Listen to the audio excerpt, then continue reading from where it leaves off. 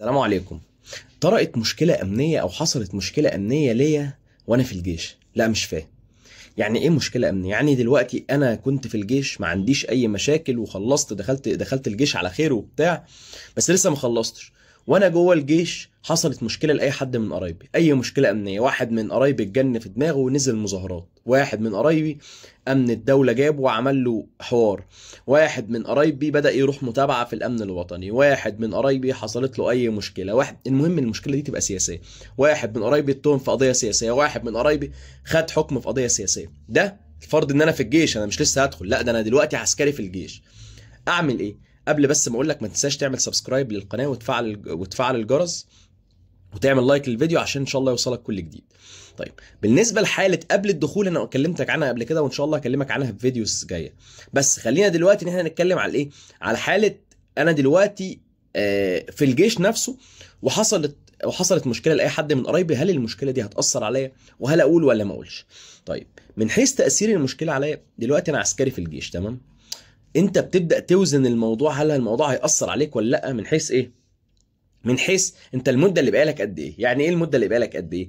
يعني انا دلوقتي دخلت قعدت مثلا 5 شهور 6 شهور، وانا سنه، او دخلت قعدت 8 شهور 9 شهور وانا سنه، يبقى ال3 شهور يبقى اكيد مش هيتاثر عليا. ال3 شهور في الغالب مش هتاثر عليا، في الغالب مش هتاثر عليا، مفيش حاجه مضمونه، في الغالب مش هتاثر عليا. ليه؟ لان انا لو اتعمل عني تحريات فاكيد اتعملت قبل كده. طيب يعني معنى كده في الحاله دي ايه؟ انك انت ما تقولش. طب حاله تانية، الحاله التانية اللي هي ايه؟ انا دلوقتي في الجيش وحصلت مشكله، بس انا لسه بادئ الجيش، حصلت مشكله لاي حد من قرايبي اتمسك سياسي، والمشكله اللي هي اتمسك بيها مشكله كبيره بتضر الدوله باي شيء من الاشياء، او حكم معين او اي حاجه، المهم حاجه تكون ليها علاقه بالسياسه. دلوقتي هل دي هتاثر عليا ولا مش هتاثر عليا؟ طيب احنا دلوقتي هنفند الموضوع او هنفسر كده الموضوع واحده واحده. نفسره واحده واحده ازاي؟ هو انا مش دخلت الجيش؟ هم سالوني قبل كده لو انا عندي مشكله ولا لا؟ يبقى معنى كده ايه؟ ان سيادتك ولا اكنك تعرف اي حاجه ولا كانك ليك علاقه بالموضوع. طالما انت عايز تكمل جيشك وتعديه على خير، يبقى انت ما تكملش، لان ما حدش هيسالك تاني، مش حد هيسالك وانت مجند يقول لك انت عندك مشكله بره ولا ما عندكش مشكله، فانت ما تشغلش دماغك وتروح ايه تقول. هم لما يجوا ما حدش هيسالك خالص، فانت بالنسبه لهم انت عسكري وعلى قوتهم، وان شاء الله مش هيحصل لك اي حاجه وهتعدي مدتك على خير. طيب بالنسبه للحالتين اللي انا كنت بقول لك عليهم دلوقتي، هل تقول ولا ما تقولش؟ ما تقولش ابدا، وما تشغلش دماغك وتفكر تقول. انت كده كده دخلت كعسكري، دخلت سليم. طيب حصلت بقى حاجه بعد كده انا ماليش ذنب فيها وماليش علاقه بيها ومش هحاسب عليها وعايز اكمل جيشي، ومش عايز اي مشكله تحصل لي بعد ما اتخرج، ومش عايز اي مشكله تكون في شهادتي، وعايز لو حابب اسافر بسهوله، لو حابب اقدم في شركه خاصه اقدم فيها بسهوله. كل الكلام ده كله مش هيحصل غير لما انت تعدي جيشك على خير. طيب يبقى انت ايه الاسلم بالنسبه لك انك تعمل ايه؟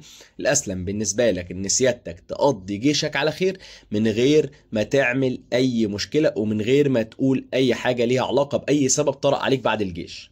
طالما انت ماشي كويس، عايز تقضي جيشك، ما بتعملش مشاكل، ما بتعملش اي حاجه، خلاص يبقى بالنسبه لك انت ما تقولش على اي حاجه، كمل جيشك واخدم جيش بلدك وخلاص، والموضوع تمام، خلص سنتك والموضوع هيخلص وما عندكش اي مشكله. انما هتشغل دماغك وتروح تقول عشان تخلص مثلا من 4 شهور او من 6 شهور باقيين، لا اصلا انت الاعفاء بتاعتك، يعني انت لما تروح تقول، وليكن جيت قلت لهم مثلا انا حصلت مشكله لحد قريبي.